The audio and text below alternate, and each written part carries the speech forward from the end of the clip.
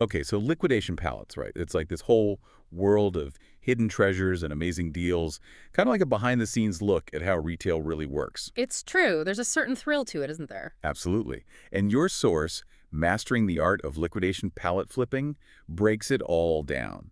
It's like a treasure map for anyone looking to turn those bargain finds into, well, serious cash. But just like any good treasure map, it's not all about X marks the spot. There are some twists and turns along the way. You got it. The guide really emphasizes understanding what you're getting into. It's not just about finding a random pallet and hoping for the best. You got to know what liquidation pallets actually are. Think about it like this. A store orders way too much stuff. Customers return things, maybe some stuff gets a little banged up in the warehouse. All of that has to go somewhere, right? Right. Makes sense. And that's where the liquidation process comes in. These pallets are basically bundles of overstock, returns, sometimes a little bit of everything.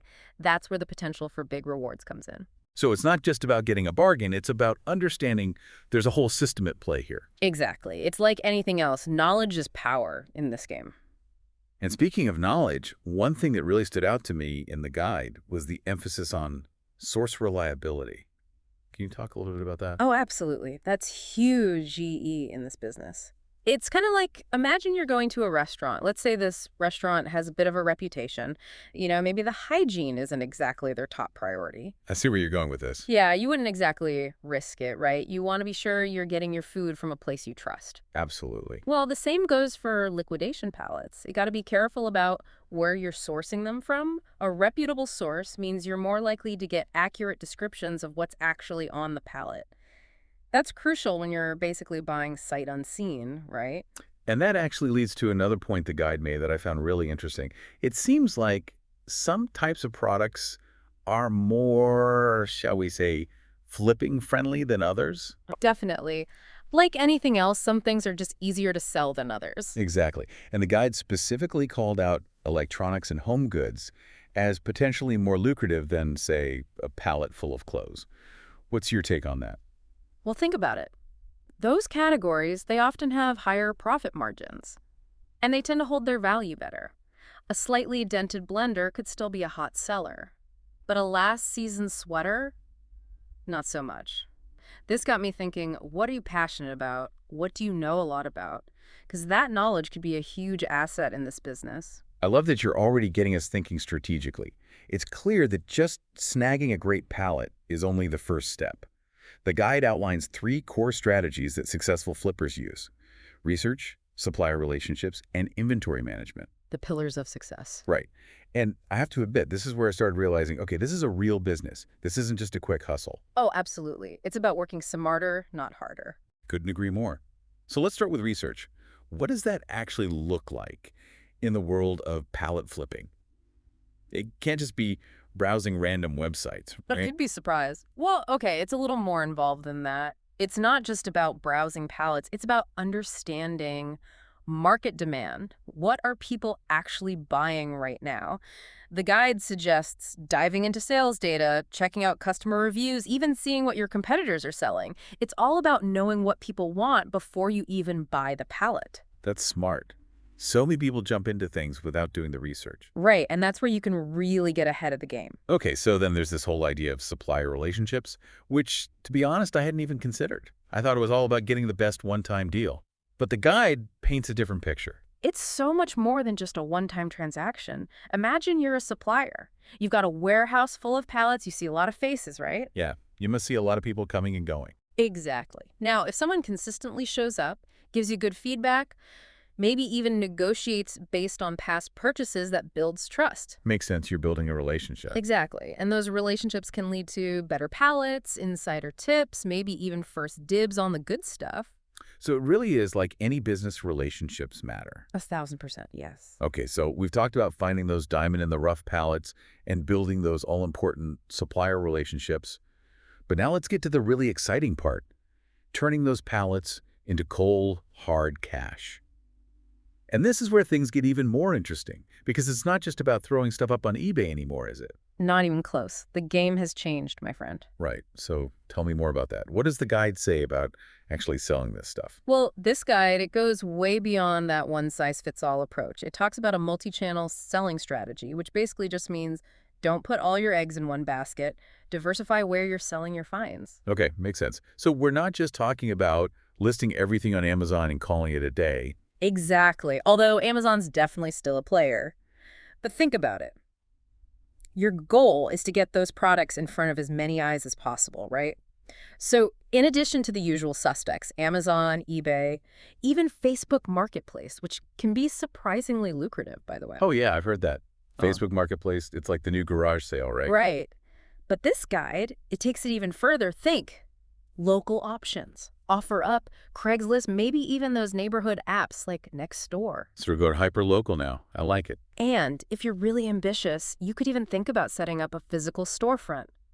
Or maybe just doing some pop-up shops. Reach that local audience directly. See, now you're speaking my language. Pop-up shops, that's a fun way to get creative. Exactly. Okay, so we've got all these options for where to sell. But one thing that stood out to me, no matter where you're selling the guide, really stresses professional product presentation. Oh, absolutely. That's non-negotiable. Right. But what does that actually look like in the world of, pallet flipping? Well, think about it. Imagine you're a customer, right? Scrolling online, just bombarded with images and listings. Are you going to stop for that blurry photo with the vague description that just says, blender used? Probably not. I'd probably keep scrolling. Exactly. Now, what if you see a listing with high-quality images, detailed product features, maybe even a little bit of, personality in the writing? Oh, now that would make me stop and take a look. Exactly. It's about grabbing attention and building trust. Even if you're not a big-name brand, that presentation, it shows you care. Presentation is everything. It really is. Okay, so our products are looking good online, but how do we even begin to figure out what price to sell them at? That part always feels like a guessing game to me. It's definitely a science and an art, and this is where this guide goes beyond the basics. It talks about dynamic pricing. Dynamic pricing, that sounds intimidating. It's actually not as complicated as it sounds. Basically, it means you adjust your prices based on, well, everything that's happening around you. Okay, so give me a real-world example. How would I actually use dynamic pricing for, say, those inflatable pool toys we were talking about earlier? Perfect example. Let's say you snagged a pallet full of those inflatable flamingos and unicorns, right? It's June. Everyone's ready to hit the pool, beat the heat. You can probably sell those things at a premium because the demand is high. Supply and demand, the oldest rule in the book. Right. But come September, people aren't thinking about pool toys anymore, are they? Not so much. You're probably going to have to lower the price to stay competitive. That's dynamic pricing in action. So it's like riding the waves of the market? Yeah. Only instead of the ocean, it's the ever-changing world of pool floats and toasters and whatever else we find on these pallets. Exactly. And this guide takes it even further. It suggests you look at competitor pricing, the time of year, even special promotions you can run. So it really is about being strategic and thinking ahead. Exactly. And don't forget about bundles. Everyone loves a good bundle. Buy this TV, get this soundbar at a discount. It's all about adding value and giving buyers a reason to click purchase from you. Okay, so we've gone from treasure hunters to marketing masterminds in 2 episodes. I like it. It's quite a journey. It really is. But let's say things are going really well. We're finding our groove, the pallets are flowing, the sales are booming. How do we scale up without getting totally buried in boxes and bubble wrap and to-do lists? The eternal struggle of the entrepreneur. Right. And this is where mastering the art of liquidation pallet flipping really dives into the nitty-gritty of building a sustainable business. It goes beyond just find a pallet, sell the stuff. It really does, and this is where it gets exciting because it's about working smarter, not harder. The guide really emphasizes that as your business grows, those tasks you handled manually in the beginning, like keeping track of every single item, packing each order, answering every customer email, they can really start to slow you down. Oh, for sure. I can see how that would get overwhelming really quickly.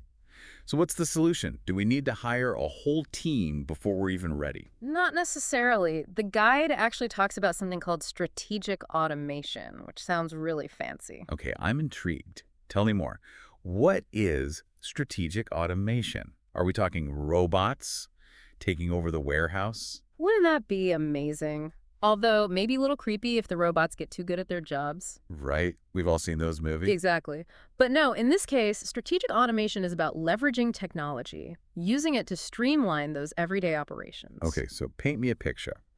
What does that look like in the real world of pallet flipping? So imagine this. You've got inventory management software. As soon as you make a sale, Boom! It updates your stock levels automatically. No more late-night spreadsheet sessions for you. Oh, that's a beautiful thought. Right.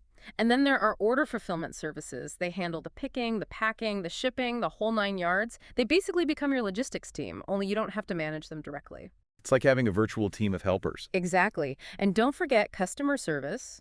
Chatbots can handle those frequently asked questions, giving you more time to focus on the big picture stuff. Okay, so we're streamlining, we're automating, we're basically becoming e-commerce ninjas. I love it. That's the spirit. But even with all the tech in the world, we still need somewhere to store all this amazing stuff we're finding. And I imagine that storage space, it fills up quickly when you're dealing with pallets full of inventory. You're absolutely right. The guide stresses the logistical challenges that come with growth. And storage is a big one. It's not even just about having enough space, it's about having the right space. Think about location. How easy is it to get those pallets in and out? What about the layout of the warehouse itself? Are things organized in a way that makes sense for your workflow? So we're talking about moving from our garage to a dedicated warehouse, implementing barcode systems to keep track of everything. Exactly. And as that warehouse grows, so does the complexity. The guide even suggests looking into third-party logistics providers. These are companies that specialize in warehousing and shipping, and they can be a game changer for a growing business. You're tapping into their expertise and resources instead of having to build it all out yourself. Wow, so we've gone from scouring local warehouses for pallets to potentially running a full-scale operation with warehouses and logistics partners and automated systems. It's a lot, right? It's incredible. It's amazing to see where this road can lead if you're willing to put in the work and follow the right strategies. That's what I love about this business. It rewards those who are willing to learn and adapt. And speaking of learning, there's one more thing I wanted to touch on from the guide that really resonated with me. Lay it on me. The guide emphasizes the importance of continuous learning. It's not enough to just master the basics of pallet flipping. The retail world is constantly changing. Consumer trends shift. New products pop up out of nowhere. It's like you're always playing catch up. So you're saying you can't just rest on your laurels, even when you've had a few successful flips. You've got to stay curious, stay informed. 100%, yes. That's why the guide talks about building a network, connecting with other flippers, sharing knowledge, going to those industry events. It's like having a direct line to what's working now. It's like having your finger on the pulse of the liquidation world. Exactly. And that's something we can all benefit from no matter where we are on our pallet flipping journey. Absolutely. Well, I think that's a perfect note to wrap up on. If you're serious about turning your liquidation pallet passion into a thriving business, never underestimate the power of knowledge, strategy, and a little bit of hustle. And who knows, maybe that next pallet you snag will have exactly what you need to take your business to the next level.